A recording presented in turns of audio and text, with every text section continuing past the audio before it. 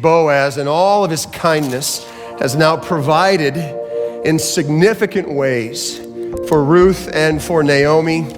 And for the two of them, the dark, lonely days of heartache and struggle seem to be over as we see in Boaz and his actions the love of Christ, the redeeming love of Christ, exemplified through this Christ type, Boaz.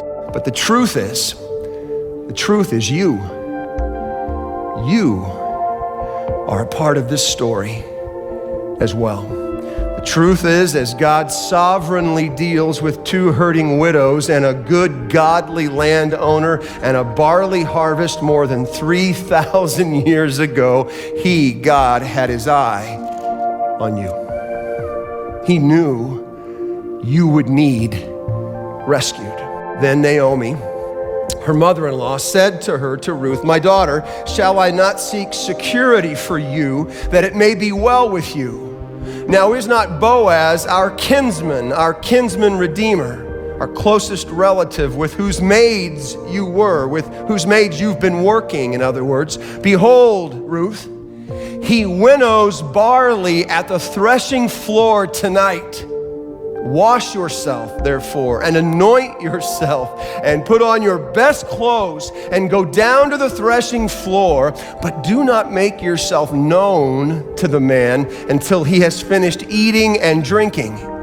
It shall be when he lies down that you shall notice the place where he lies, and you shall go and uncover his feet and lie down there." So she went down to the threshing floor and did according to all that her mother-in-law had commanded her. When Boaz had eaten and drunk and his heart was merry, he went to lie down at the end of the heap of grain. So he's away from, that's important because now he's away from everybody and everything. And she came secretly and uncovered his lower legs, his feet, and laid down.